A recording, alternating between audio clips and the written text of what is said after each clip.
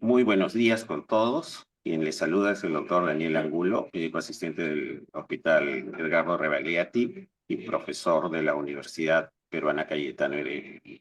Me voy a permitir en esta oportunidad presentar al doctor Gustavo Liendo Caro, médico egresado de la Facultad de Medicina Alberto Hurtado de la Universidad Peruana Cayetano Heredia, quien ha cursado estudios de posgrado en la especialidad de Medicina Interna con sede en el Hospital Nacional Edgardo Rebagliati Mártires. Cabe señalar que fue elegido por sus pares como jefe de residentes de la especialidad. Además, ha ocupado la jefatura general de residentes del Hospital Rebagliati, con participación en el Comité de Sede Docente Institucional. Ha realizado rotaciones internacionales en el Hospital de Veteranos Overton Brooks y en Shreveport, Luisiana, y en el Mercy Health Jewish Hospital de Cincinnati, Ohio, todos ellos en los Estados Unidos de América. En aras del tiempo y de la brevedad, solo voy a agregar que el doctor Gustavo Liendo es un excelente profesional y una mejor persona. Los dejo con él para que pueda presentar el tema de metabolismo y trastornos del calcio. Muchas gracias. Muchas gracias por sus palabras tan generosas como siempre, doctor Angulo. Buenos días. El día de hoy tengo planeado conversar un poco acerca de, el calcio, básicamente.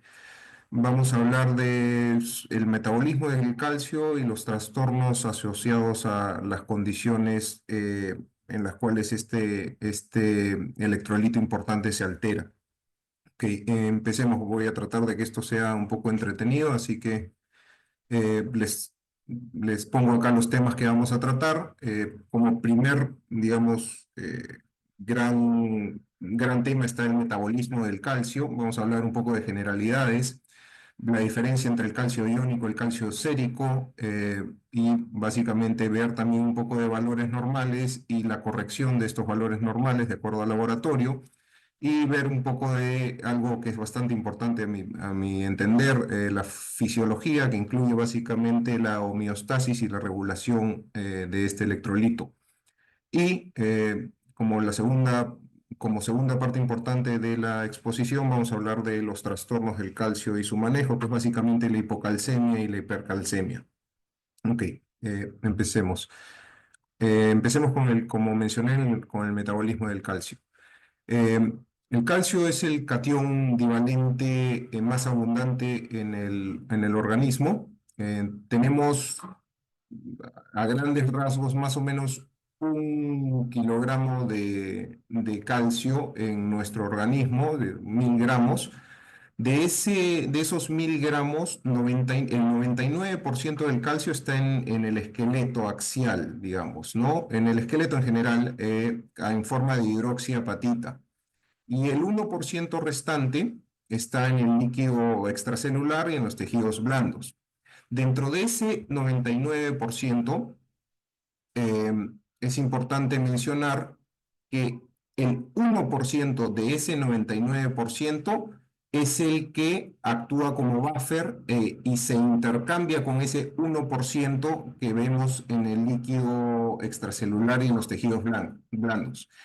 Esa interacción entre ese 1% dentro de ese 99% y el 1% en el que está el calcio en el tejido extracelular, esa interacción va a ser algo fundamental en el metabolismo del calcio. Eh, ¿Cómo está presente este catión, este electrolito en nuestro organismo? Del total de calcio que tenemos en sangre, el 40 al 45% está unido a proteínas y principalmente está unido a la albúmina. Por eso es importante conocer la interacción que tiene la albúmina o, digamos, con este electrolito. Entonces, digamos, 40-45% está como calcio iónico en sangre, ¿no? El calcio iónico es el calcio que está libre, el que no está unido a proteínas, y es finalmente el calcio que es fisiológicamente activo. El calcio iónico es este tipo de calcio el que va a tener las interacciones que he mencionado con anterioridad digamos, el esqueleto y las concentraciones que hay en el líquido extracelular y los tejidos blandos. El restante del calcio, este último 15% aproximadamente, está unido a cationes orgánicos, inorgánicos, como citrato, lactato, sulfato y fosfato. Los niveles de calcio sérico, como he mencionado, que un gran porcentaje del calcio sérico está unido a proteínas y principalmente a la albúmina, sus niveles totales van a depender del estado nutricional y de hidratación del paciente. Pero solo, digamos, este estado nutricional en los niveles de albúmina no influyen en el calcio iónico, porque finalmente, como mencioné, este calcio iónico, y es importante remarcarlo, digamos, disculpen la redundancia, este calcio iónico no está unido a proteínas, entonces no depende del estado nutricional. Ok, dicho esto, hablemos un poco del calcio iónico que como mencioné es la forma activa del calcio, la que va a interactuar. Entonces, el calcio iónico sigue siendo el gold estándar para la evaluación del electrolito y la toma de decisiones. El calcio iónico tiene regulación hormonal, influye en su regulación la paratormona, el calcitriol, la calcitonina y algunos estrógenos, pero bueno, no conocemos mucho mecanismos fisiopatológicos de estos últimos. Esto va a ser importante más adelante cuando hablemos de la homeostasis del calcio. Y finalmente, y lo voy a remarcar acá y también vamos a conversar de esto después, el balance del calcio iónico, su homeostasis, va a depender básicamente de los huesos, del riñón y del aparato gastrointestinal. Esto es algo que tenemos que tener bien en cuenta porque va a ser bastante importante cuando veamos la fisiología del calcio. Ok, ¿cuáles son los valores normales? Y bueno, estos son referenciales, ¿no? Son valores normales, depende también un poco del laboratorio en el que nos encontremos. Usualmente el calcio sérico, bueno, como menciono, ahí están los valores de normalidad. Usualmente el calcio sérico en los laboratorios de los hospitales se presenta en miligramos por decilitro, de 8,8 a 10,3, en líneas generales son sus valores normales. Y el calcio iónico, eh, que es, digamos, lo fisiológicamente activo y lo que ya hemos mencionado que es el gold estándar, usualmente se presenta en miliequivalentes por litro, que es el tercer valor que pongo en la diapositiva, ¿no? Que es de 2,20. Pongo estos valores de referencia para que, digamos, se sepan las distintas unidades de medida por si es que nos encontramos con un laboratorio donde nos pongan una unidad de medida distinta. Ahora, he dicho que el calcio iónico es el gold estándar, que es la forma fisiológicamente activa y probablemente la forma más importante para el análisis del calcio, pero tiene sus bemoles, tiene sus desventajas, digamos, ¿no? Eh, Necesita un procesamiento especial el calcio iónico. Es un poco más costoso, tiene que tener, digamos, medidas de almacenamiento especiales, los reactivos, uno en el hospital o en el centro de salud en el que trabaja tiene que tener una conversación con el personal de laboratorio para ver si es que, digamos, la medición del calcio iónico cumple con estos estándares para ver si es que finalmente es fiable o no. Si no es fiable, si no está estandarizado en el laboratorio, bueno, tendremos que usar el calcio sérico, ¿no?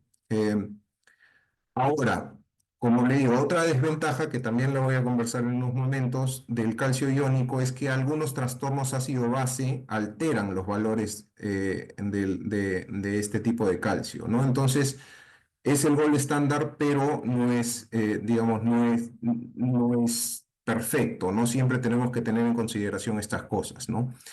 Y es siempre importante que si hay dudas, cuando uno toma digamos, hace medición de calcio y si es que no corresponde con la clínica del paciente, un valor anormal, digamos, siempre es importante retestear.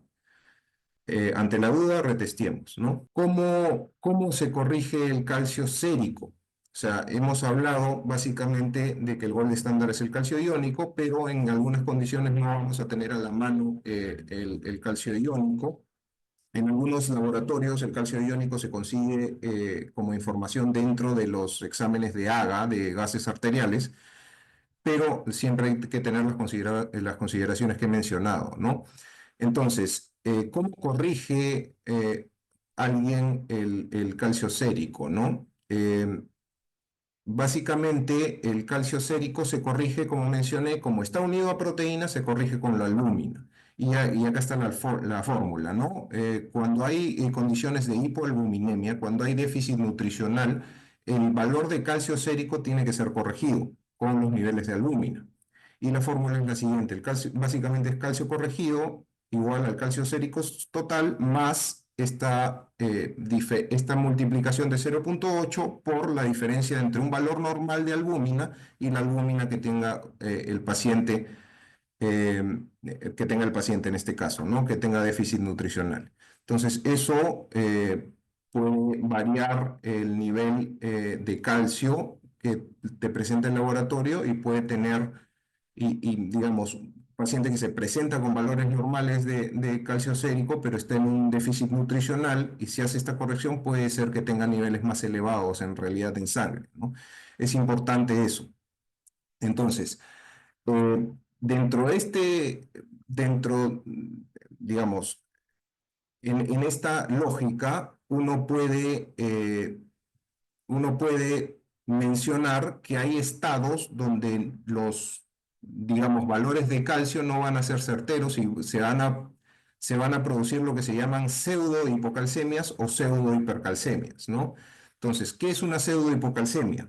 Cuando el calcio sérico total está bajo y el calcio iónico es normal. Y de la misma manera, la pseudo-hipercalcemia es cuando el calcio sérico total está alto, pero el calcio iónico está normal. Entonces, estas diferencias en el calcio sérico se deben básicamente a las limitaciones de uso y digamos, a las limitaciones de análisis, mejor dicho, porque, como he mencionado ya bastante, este calcio sérico está unido a proteínas, ¿no? Entonces, esta es la corrección usual, esta es la fórmula usual que nosotros usamos para la corrección del calcio sérico, pero en muchos estudios hay, han mencionado que hay controversia alrededor de esta fórmula, ¿no? Algunos dicen que no sirve de mucho corregir el calcio, sobre todo cuando hay condiciones especiales o los pacientes vienen de poblaciones especiales. Por ejemplo, pacientes que tengan enfermedad renal crónica avanzada, pacientes, digamos, que tengan alguna enfermedad crítica, que alteran valores de la albúmina, digamos, de esta manera y digamos, se producen limitaciones o dicen que ya esta fórmula deja de tener validez, ¿no? Hay muchos estudios, digamos, hechos en todo el mundo, principalmente recuerdo uno en Dinamarca que justo ahí he puesto la digamos, bibliografía que, digamos, dicen que esta fórmula tiene que ser tomada con pinzas, ¿no? Y que en realidad las fórmulas de conversión en general del calcio corregido deben ser tomados con pinzas, ¿no? Ahora, quería mencionar algo más también en esta diapositiva en cuanto a la corrección del calcio sérico, porque eh, hay enfermedades que pueden, además de los déficits nutricionales, que pueden alterar un estudio de calcio sin que el paciente presente enfermedad, ¿no? Entonces, que eso puede ser, o hay condiciones que pueden causar eso. La hiperalbuminemia es, digamos, al haber más albúmina va a unirse más calcio a la albúmina y puede alterar un poco la medición del calcio. Y hay una enfermedad que se llama mieloma múltiple. Este mieloma múltiple puede causar tanto hipercalcemia como pseudohipercalcemia. El mieloma múltiple, como nosotros sabemos en los criterios de CRAB, produce, digamos, lisis, produce destrucción ósea y esa destrucción ósea va a elevar los niveles de calcio y puede, en efecto, producir la patología de la hipercalcemia. Pero también puede producir una pseudohipercalcemia, eh, pero en el caso del mieloma múltiple, esta pseudohipercalcemia, digamos, se va a producir porque el calcio no se va a unir a albúminas, sino se va a unir a globulinas, cuya unión, el calcio no se une normalmente a las globulinas, pero en esta enfermedad, como hay exceso de esta proteína llamada, estas proteínas llamadas globulinas, se empieza a unir el calcio digamos, estas proteínas y alteran el resultado. Entonces, ¿cómo saber los criterios, no? Hay que considerar esto, lo mencionaba para considerar, ¿no? Entonces, finalmente, o sea, básicamente todo lo que estoy diciendo, digamos, nos dirige a que nosotros tenemos que pensar que el calcio iónico es, digamos, es un estudio mejor para el análisis del calcio, pero tenemos que considerar los trastornos ácido-bases que están en algunas patologías, ¿no? Entonces, cuando nosotros tenemos trastornos ácido-base, tenemos que tener cuidado con el calcio iónico. Cuando un paciente está en alcalosis, cuando un paciente aumenta su pH, aumenta la afinidad del calcio por la albúmina. Entonces, como este calcio, como digamos, en la sangre hay un pH alto, este calcio que está libre se va a empezar a unir a la albúmina y eso va a disminuir el valor del calcio iónico. De la misma manera, si es que el paciente está en acidosis, baja el pH, este, la acidosis va a reducir la afinidad del calcio por albúmina y va a hacer que aumente el calcio iónico, que es el calcio libre. Entonces, la conclusión es esto: sí, el calcio iónico efectivamente es mejor que el calcio sérico, pero hay que tener cuidado y hay que analizar y hay que personalizar al paciente porque ambos tipos de calcio tienen consideraciones especiales. Ok, pasemos un poco a fisiología, que es la parte, bueno, creo que es un poco pesadito, pero es bonito a mi entender, ¿no? En fisiología vamos a hablar de algunas cosas, ¿no? Primero, el balance, ¿no? La absorción de calcio. Iniciamos con la absorción de calcio. La dieta normal de un adulto, básicamente uno come alrededor de 1 gramo, 1000 miligramos de calcio al día. De esos 1000 miligramos, alrededor de la mitad, más o menos la mitad, se va a absorber en el intestino. Y digamos, por heces se va a eliminar alrededor de 300 miligramos. Eso quiere decir que vamos a tener un balance positivo de aproximadamente 200 miligramos, ¿no? En condiciones normales de, de formación, digamos, de formación de calcio y resorción ósea, el riñón debe eliminar exactamente lo mismo que se absorbe. O sea, si nosotros tenemos un balance positivo de 200, finalmente el riñón tiene que eliminar esos 200 para que se mantenga el balance, digamos, ¿no? ¿Cómo se absorbe el calcio a nivel gastrointestinal? Básicamente de dos formas, una forma activa y una forma pasiva. El- la forma activa es un transporte transcelular que es principalmente en la membrana del duodeno y del yeyuno proximal, vía unos receptores que se llaman receptores vanilloides o vaniloides, ¿no? Ese es el transporte activo que gasta ATP, digamos. Y el segundo método de absorción gastrointestinal es un transporte paracelular pasivo. Y esto se produce predominantemente en el yeyuno y en el ileón, a través de uniones intracelulares en la misma mucosa. Esto quiere decir básicamente que absolutamente todo el tracto gastrointestinal, mejor dicho, el intestino delgado, absorbe calcio de alguna manera. ¿ya? Y en la absorción del calcio influyen también algunas hormonas, como es el calcitriol, que es la forma activa de la vitamina B, perdón, la vitamina D, que aumenta la absorción intestinal de calcio. De esto vamos a hablar más adelante. Entonces, la conclusión de esta diapositiva básicamente es que nosotros lo que ingerimos lo eliminamos en condiciones normales y, digamos, para que se produzca un balance adecuado.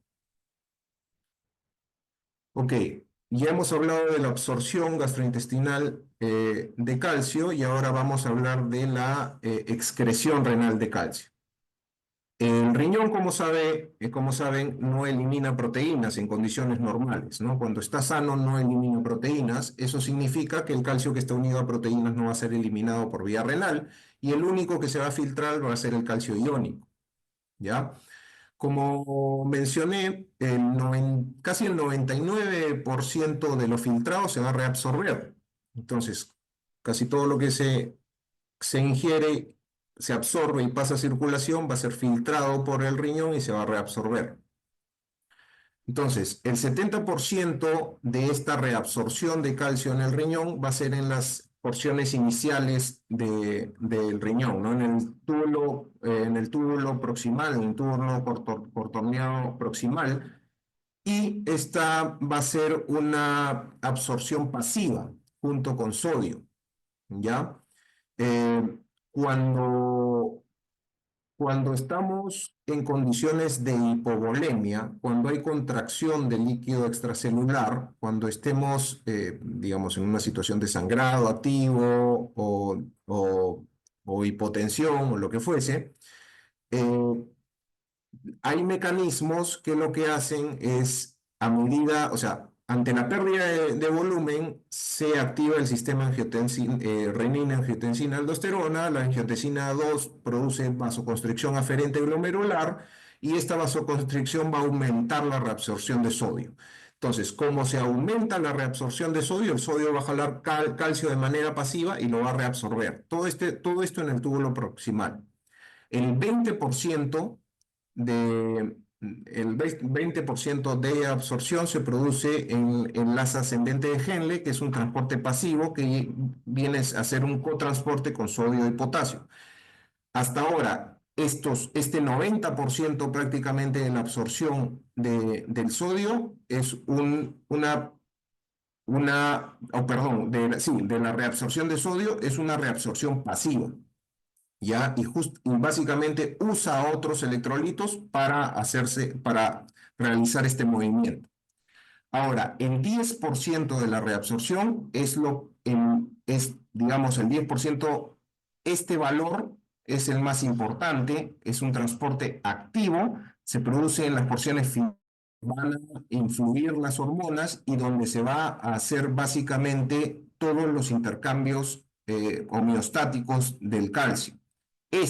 Sobre este 10% va a ser donde va a trabajar la PTH, la calcitonina, y este 10% es el que finalmente va a regular la excreción de calcio y este 10% es el que va a mantener el balance. Porque es un transporte activo, porque es un transporte que va a estar influido por hormonas y estas hormonas se van a liberar de acuerdo a sensores que nosotros tenemos en el cuerpo que le van a decir básicamente, ok, estamos bajo de calcio, necesitamos reabsorber, trabaja sobre este 10%. ¿Ok? Entonces, nosotros tenemos dos grupos de medicamentos, o sea, dentro de los diuréticos, grupos de medicamentos eh, que van a influir en los movimientos de calcio dentro del riñón. Por eso es importante con pacientes que tienen enfermedad, digamos, que tienen una patología que te esté alterando el calcio, tenemos que saber qué medicamentos están tomando, ¿no? Eh, Estamos en el grupo de las tiazidas. El grupo de las tiazidas van a aumentar la reabsorción de calcio en el túbulo contorneo proximal, en este transporte pasivo junto al sodio.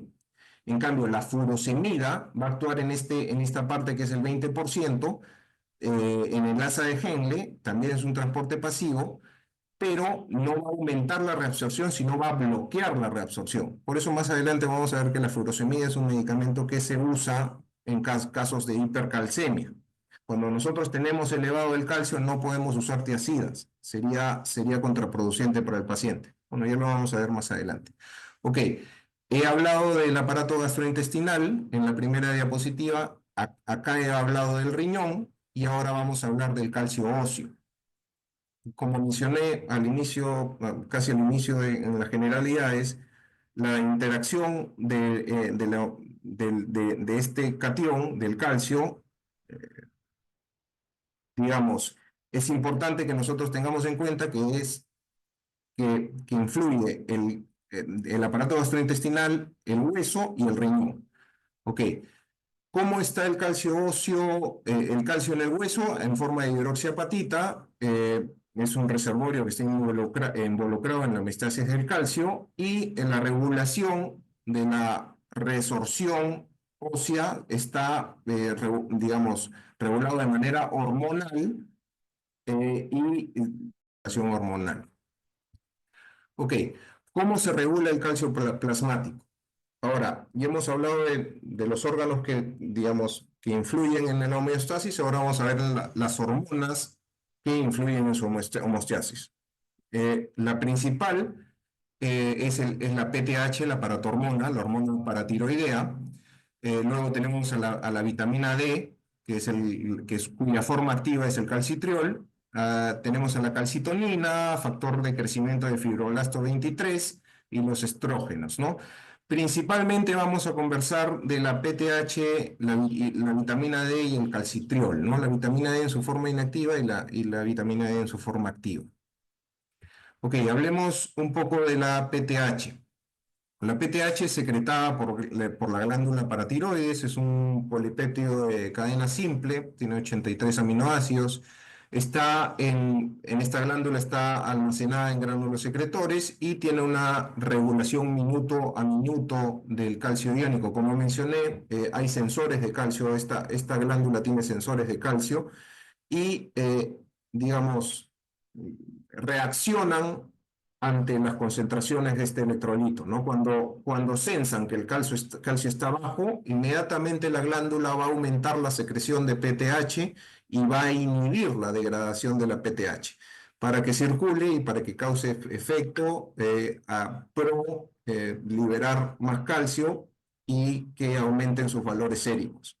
De la misma manera, cuando hay o de manera inversa, mejor dicho, cuando hay elevaciones de calcio, la glándula disminuye la secreción de PTH y aumenta la degradación de PTH. Esta diapositiva es importante para entender la función de la hormona paratiroidea. ¿Cómo eleva el calcio sérico la hormona paratiroidea? Básicamente se mete esta hormona con los tres aparatos o con los tres sistemas en los que hemos dicho que tiene relación el metabolismo del calcio.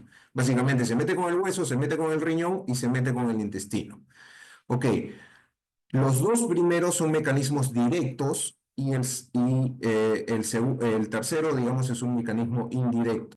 Del 99% de calcio que está en el hueso, ese 1% dentro de ese 99% va a movilizarse gracias a la acción de la PTH y va a balancearse o va a formar un equilibrio con el calcio que está en sangre, en el líquido extracelular. Entonces, la PTH se va a unir a los receptores de osteoblasto que hay en el hueso, va a bloquearlos y van a activar los osteoclastos. Y los osteoclastos finalmente lo que van a hacer es comer el hueso y aumentar la resorción ósea y van a liberar calcio a sangre. Esa es la manera en que el calcio eleva, la PTH eleva el calcio sérico comiendo hueso, por así decirlo, ¿no? La segunda función directa que tiene la PTH es aumentar la reabsorción renal de calcio, o sea, impedir que el calcio se elimine por la orina. Y esto se produce, como mencioné en las diapositivas pasadas, en las porciones finales de la nefrona, en ese 10% que trabaja de manera activa el riñón para poder reabsorber calcio. Y esta reabsorción es básicamente por la vía del AMP cíclico. Se activa la adenilato ciclasa, aumenta el AMP cíclico, se activan las proteinquinasas y activan digamos, el TRPV5, que es un receptor de potencial de catión, que finalmente lo que va a hacer es aumentar la reabsorción de calcio en el riñón. Estos dos son mecanismos directos que tiene la PTH para trabajar. Ahora, también tiene un mecanismo indirecto que funciona sobre el intestino. ¿Y cómo? Básicamente lo que va a hacer la PTH es aumentar la producción renal de calcitriol, que es la forma activa de la vitamina D, y cuando aumenta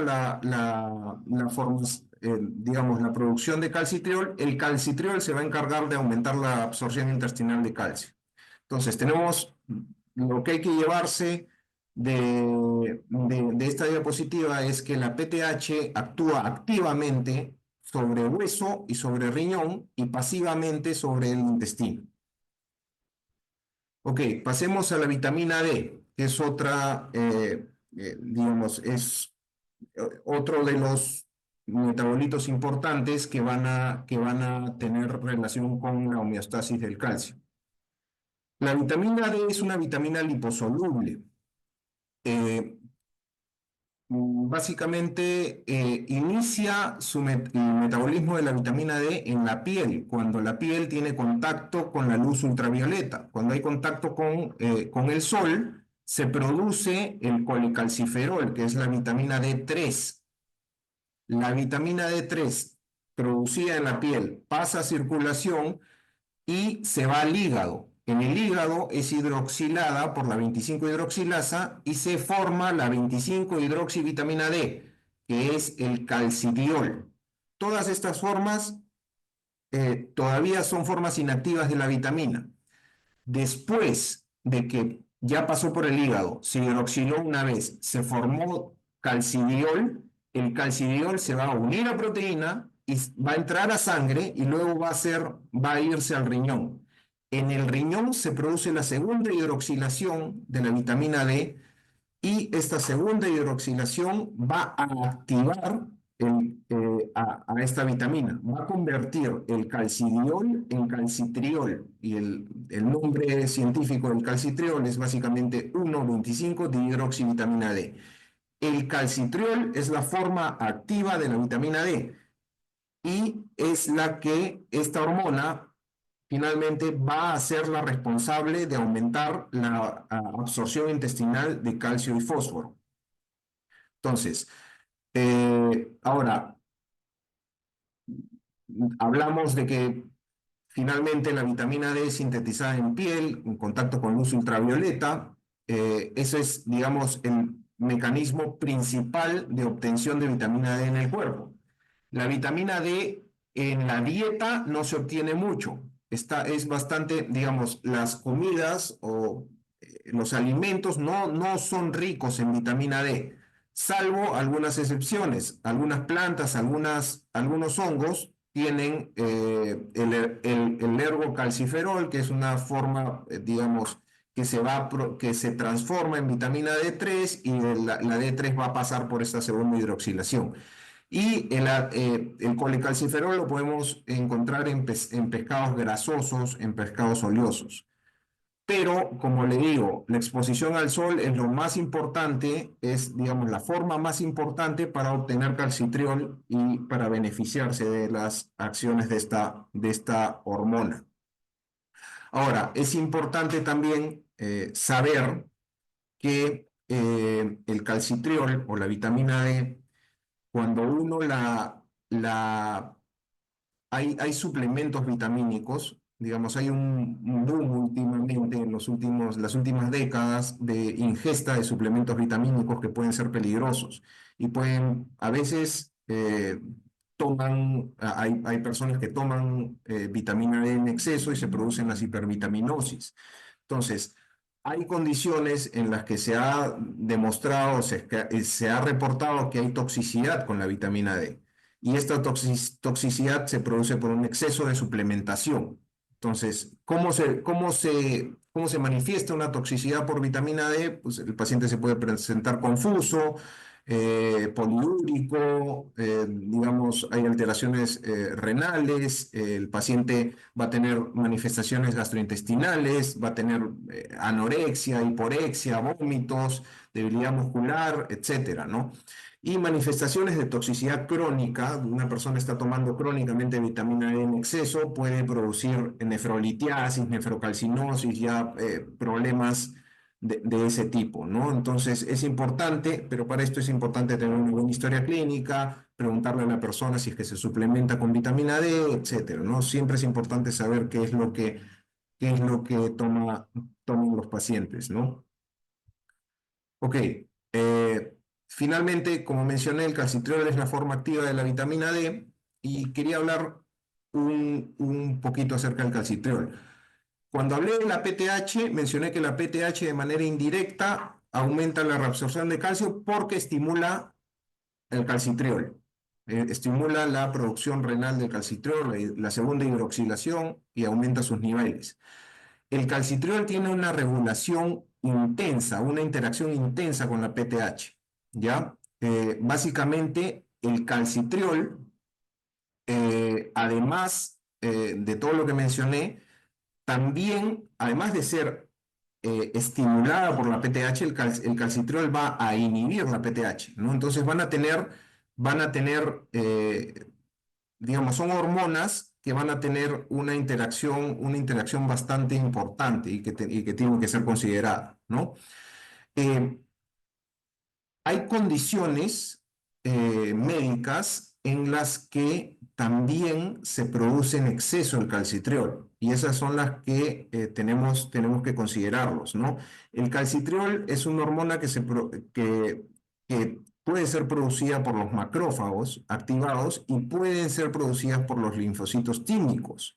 Entonces, ¿por qué a veces nosotros vemos pacientes con enfermedades granulomatosas, por ejemplo, tuberculosis crónicas, que presentan niveles elevados de calcio? ¿O por qué los linfomas producen hipercalcemias? Acá está la explicación, ¿no? Tanto los linfomas como las enfermedades granulomatosas, vía macrófagos o linfocitos, elevan los niveles de calcitriol y esto va a elevar los niveles de calcio. Entonces, de esta diapositiva lo que quiero que se lleven básicamente es que el calcitriol tiene bastante relación con la PTH y esto es una relación que tenemos que tener en cuenta. O sea, eso es una potenciación del efecto hormonal. Ok, ya terminamos lo que es la fisiología o lo que es digamos, la homeostasis del calcio y vamos a pasar vamos a ver algunos de sus trastornos. Empecemos con la hipocalcemia. En aras del tiempo voy a avanzar un poquito rápido. Para ver por qué está alterado el calcio, tenemos que ver básicamente la etiología. Una vez que nosotros confirmamos que hay un valor bajo de calcio, con el calcio iónico, con el calcio sérico, dependiendo del laboratorio, dependiendo de nuestros requerimientos, digamos, y si hemos reconfirmado que de verdad estos valores son fiables, tenemos que ver por qué el calcio se está bajando. Entonces, hay grupos de etiologías para hacer, digamos, el algoritmo diagnóstico de la hipocalcemia, para llegar a la causa, ¿no? Entonces, cuando tenemos hipocalcemia, tenemos que ver si es que este paciente con calcio bajo tiene la PTH baja o la PTH alta.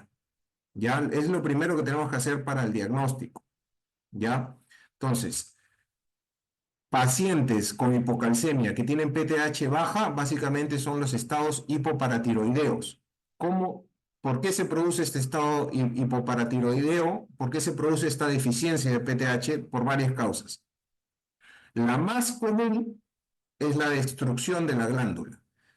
¿Cómo se destruye la glándula? Por varios motivos, ¿no? La primera causa es la causa quirúrgica, ¿no? Cuando uno opera la tiroides, a veces se lleva la paratiroides consigo. Cuando hacen tiroidectomías, a veces se elimina la paratiroides de la misma manera. Cuando hay cirugías cervicales grandes, se pueden llevar la paratiroides. Y esa ausencia de glándula evidentemente va a hacer que la PTH no sea liberada en condiciones normales. Hay destrucciones ya no quirúrgicas o iatrogénicas de la glándula, sino destrucciones autoinmunes dentro de los síndromes poliglandulares, por ejemplo, sobre todo el síndrome de tipo 1. ¿Cómo se puede dañar además la glándula cuando, digamos, el cuello recibe radiación? Cuando la paratiroides se irradia, se destruye la glándula, baja la formación de la PTH. O cuando hay también enfermedades infiltrativas, ¿no? Cáncer, granulomas, la hemocromatosis, la enfermedad de Wilson. ¿Qué otros, eh, qué otras etiologías con PTH baja se pueden ver donde no haya destrucción de glándula? Déficit nutricionales, por ejemplo. El déficit de magnesio es importante. Cuando nosotros tenemos, digamos, hipocalcemia, si tenemos PTH bajo y no ha habido destrucción de glándula, tenemos que ver el magnesio. ¿Por qué el magnesio? Porque el magnesio es necesario para la producción de la PTH, ¿no? La paratiroides usa magnesio digamos, como parte de la fórmula para la formación de la PTH. Y después vienen las fallas genéticas, las alteraciones genéticas por un desarrollo glandular normal. Ahí está el síndrome de George, hay varios síndromes genéticos asociados, ¿no?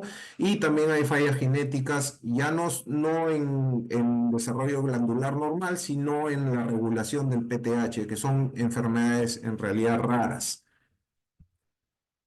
Ok, el segundo grupo.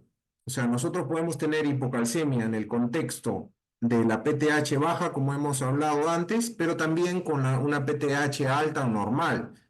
Los estados con PTH alta, que es básicamente el hiperparatiroidismo secundario, se puede ver cuando hay deficiencias de vitamina D. Entonces, como mencioné, la relación del calcitriol con la PTH. La PTH está normal o alta incluso, pero tenemos una deficiencia de calcitriol, que eso hace que la regulación con la PTH no sea óptima, y por la falta de calcitriol no se va a absorber el calcio en el aparato gastrointestinal, y entonces eso va a hacer que se altere el balance y se produzca disminución de calcio, ¿no?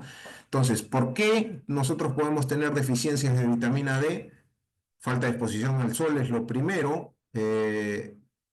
Digamos, alteraciones en la dieta, que puede producir raquitismo, que es la enfermedad que se produce más en niños, ciertamente. Enfermedad renal crónica, produce hiperparatiroidismo secundario, y esto, digamos, altera los niveles de calcio, disminuye la calcemia, ¿no? La enfermedad hepática, síndromes malabsortivos, todo esto tiene relación a la absorción de calcio, y de calcitriol, ¿no? Eh, otros, ya fuera del calcitriol, hay estados de resistencia a la PTH, pseudohipoparatiroidismos y alteraciones de receptores, alteraciones genéticas, mutaciones, etcétera. Eh, Hiperfosfatemias, producto de injurias renales agudas, de rabdomiolisis. La hiperfosfatemia va a elevar niveles de PTH. Enfermedades como la pancreatitis aguda pueden disminuir calcio. Pacientes críticos digamos, o pacientes con sepsis. Esto ya más en pacientes críticos y en pacientes sépticos ya tiene más relación con la biodisponibilidad del calcio, y debido a su relación íntima con la albúmina, pacientes posoperados, etcétera, ¿no? Y finalmente, otro grupo digamos, causas importantes, de etiología importante de hipocalcemia son las drogas, ¿no? Hay medicamentos que son quelantes de calcio, los bifosfonatos, usar bifosfonatos mal indicados o en exceso, la quimioterapia, el Foscarnet, una serie de medicamentos que van a bajar el calcio. Buena historia clínica y con esto podemos llegar a la etiología rápidamente. ¿Cómo se manifiesta el calcio? Manifestaciones clínicas.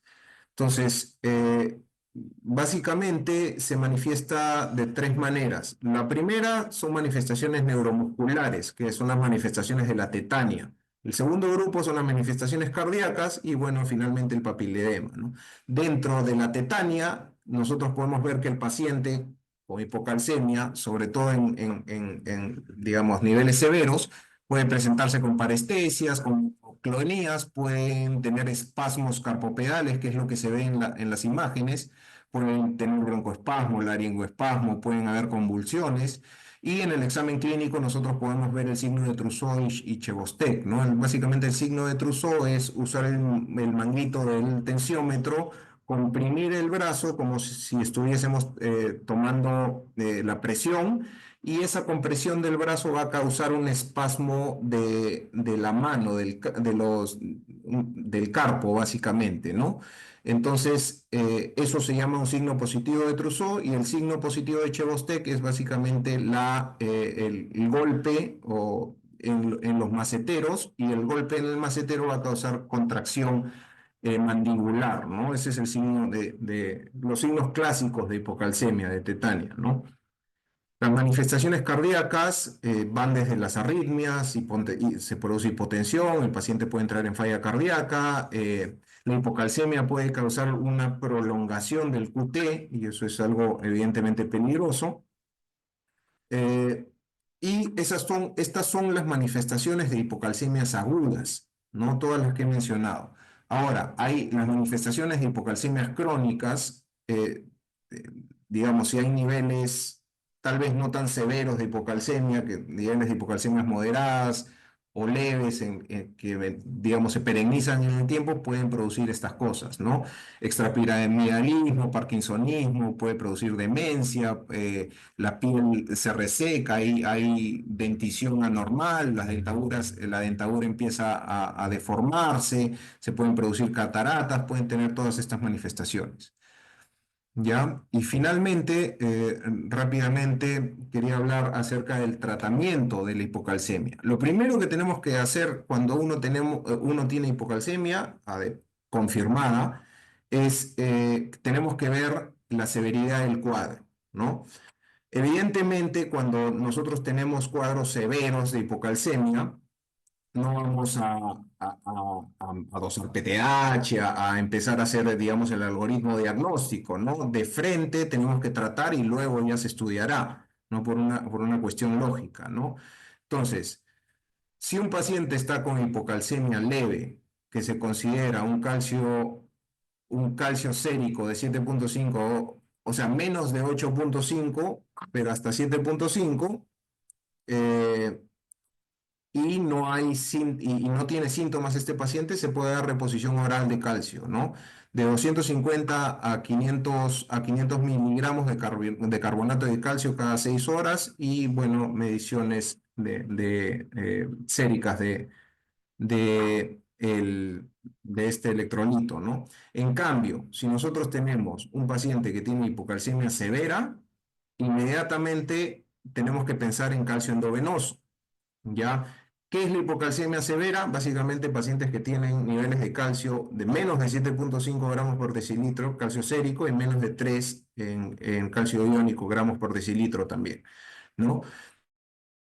Eh, Se tiene que usar calcio endovenoso, se tiene que dar una infusión inmediata de gluconato de calcio, 1 o 2 ampollas diluidas en dextrosa al 5% en 100 cc y se pasa en 10 a 20 minutos y se va repitiendo hasta que controlemos los síntomas. O sea, paciente con hipocalcemia severa que viene con tetania, se le tiene que dar calcio endovenoso de manera inmediata y se tiene que ir repitiendo esta dosificación hasta controlar la tetania.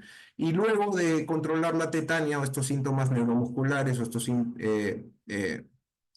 se tiene que dar una infusión de mantenimiento. Básicamente, lo que dicen las guías es que tenemos que dar 1 gramo de calcio elemental, 1000 miligramos de calcio elemental, ¿cómo llegamos a 1000 miligramos de calcio elemental? Nosotros tenemos en los hospitales acá el gluconato de calcio, que es una preparación endovenosa, que es el gluconato del calcio al 10%. La ampolla del gluconato de calcio es una ampolla que tiene 10 mililitros.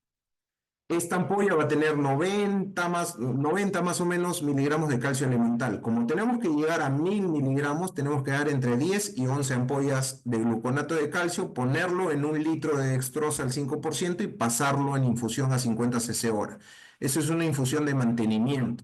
Luego de haber recuperado o revertido la tetania, los síntomas agudos de una hipocalcemia severa. Apenas este paciente, después de la infusión de mantenimiento o en el interín, digamos, tolere la vía oral, tenemos que dar reposición oral también. Usar el calcitriol y usar carbonato de calcio. Este es un algoritmo que encontré en el UpToDate que me parece bastante interesante, que es básicamente lo que les había mencionado, lo que ya les he adelantado. Lo primero que tenemos que hacer es ver si es que el paciente con hipocalcemia tiene signos o síntomas de hipocalcemia severa, que es la tetania, los espasmos, la prolongación del intervalo QT, convulsiones, etc. Si es que tiene estas manifestaciones, de frente te vas al calcio endovenoso, que es lo que mencioné. Si es que el paciente no tiene estas manifestaciones y está asintomático o tiene un poco de síntomas, ahí uno puede evaluar, ¿no? Evalúa con los niveles de calcio y de acuerdo a esos niveles de calcio, si es que está en niveles severos, de frente también a calcio endovenoso, pero si no está, si está en niveles leves o moderados, hay que evaluar si es que el paciente tolera la vía oral. Si es que tolera la vía oral, se da suplementación oral. Si no tolera la vía oral, se da calcio endovenoso. Entonces, básicamente lo que hay que llevarse es que ante manifestaciones clínicas de severidad de hipocalcemia con valores anormales bajos de calcio, tenemos que hacer reposición endovenosa inmediata. Ok. Pasemos a la hipercalcemia. La etiología de la hipercalcemia. ¿Por qué se puede producir la hipercalcemia? Que todas estas cosas finalmente se van a desprender de la fisiología, ¿no? O de la fisiopatología, la pérdida del balance normal del metabolismo de calcio. Hipercalcemia se va a ver cuando hay un aumento anormal, hay un grupo de enfermedades que van a producir aumento anormal de resorciones óseas. El hiperparatiroidismo primario, por ejemplo. ¿Cuál es la causa más común de hiperparatiroidismo primario? Es que haya un adenoma en la paratiroides que aumente la producción normal de la PTH va a comerse el hueso y va a elevar los niveles de calcio sérico. Los pacientes que tienen este tipo de enfermedades, además de destrucción ósea crónica, además de problemas óseos, van a tener nefrolitiasis. El aumento de calcio sérico de manera constante va a fomentar la producción de litos en los riñones, ¿no? Otra condición en la cual vemos el aumento de la resorción ósea es el hiperparatiroidismo terciario. Son pacientes que tienen ya un hiperparatiroidismo secundario de manera crónica y tienen enfermedad renal crónica y se produce una hiperplasia crónica paratiroidea producto de este estímulo y va a aumentar esto los niveles de PTH. O sea, hiperparatiroidismo primario produce hipercalcemia, igual el hiperparatiroidismo terciario produce hipercalcemia, pero el hiperparatiroidismo secundario produce hipocalcemia, por lo que ya mencioné. ¿Qué otra condición ya fuera de la paratiroides qué otras condiciones causan hipercalcemias? Básicamente el cáncer, ¿no? Tumores sólidos, las leucemias los linfomas, digamos, por los mecanismos que ya mencioné, también se pueden producir, además de por tumores sólidos que destruyen hueso, que producen lisis celular, que la lisis celular aumenta los niveles de calcio sérico, también pueden producirse en los linfomas por el aumento de calcitriol y eso aumenta también el calcio, que es lo que mencioné antes, ¿no? Metástasis, liberación de citoquinas, tormenta de citoquinas, todo esto produce digamos, los cánceres, ¿no? Hay enfermedades también la enfermedad de Payet produce hipercalcemia, la tirotoxicosis produce hipercalcemia, y eso es todo lo relacionado a la resorción ósea, ¿no? Ahora, hay hipercalcemias por aumento de la absorción de calcio, que es básicamente lo que mencioné cuando hablé de vitamina D, pacientes que tienen hipervitaminosis, ¿no? Hipervitaminosis por suplementos, pero también hay una hipervitaminosis endógena por los hipervitaminosis D endógena, que es por los linfomas, por los granulomas, que es lo que ya hemos conversado antes, ¿no? Y también se produce por aumento de la ingesta. Hay los pacientes que tienen enfermedad renal crónica, hay un síndrome de leche alcalina, y además hay condiciones idiopáticas que, bueno, básicamente no conocemos, por los cuales el calcio está elevado. También hay misceláneas, digamos, el feocromocitoma produce elevaciones de calcio, la insuficiencia suprarrenal produce elevaciones de calcio, la injuria renal aguda, la rhabdomiolisis, hay condiciones hereditarias y hay drogas que también producen hipercalcemia, ¿no? El litio, las tiazidas, las tiofininas. Las tiazidas, como mencioné antes, aumentan la reabsorción de sodio en la primera parte del riñón y el sodio va a jalar calcio, entonces es un efecto adverso de las tiazidas la hipercalcemia. Pacientes que tienen hipercalcemias por otras condiciones, hay que tener cuidado con darles tiazidas. Manifestaciones clínicas de la hipercalcemia hay de varios tipos, ¿no? Están las renales, el paciente se puede presentar con poliuria, polidipsia, puede condiciones clínicas asociadas, puede tener nefrolitiasis, como ya mencioné, nefrocalcinosis. Hay pacientes que pueden tener injuria renal aguda, enfermedad renal crónica, acidosis tubular renal, diabetes insípida, todas estas condiciones asociadas pueden elevar los niveles de calcio.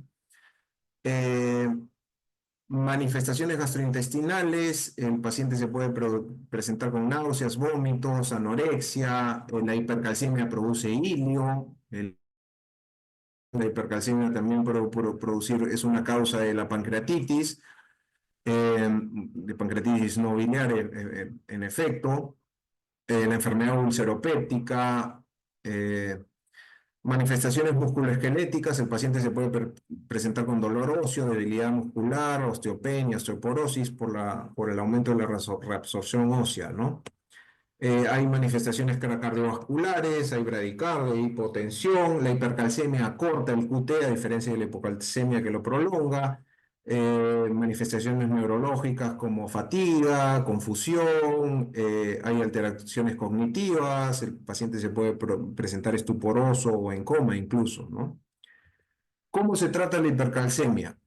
Como de la misma manera que la hipocalcemia, lo primero que hay que hacer es estratificar al paciente, ¿no? Si está en un cuadro leve, moderado a severo. Cuadro leve es de calcio sérico de 10,3 a 12, un cuadro moderado de 12 a 14 miligramos por decilitro, y un cuadro severo es cuando tienes calcio más de 14 miligramos por decilitro, ¿no?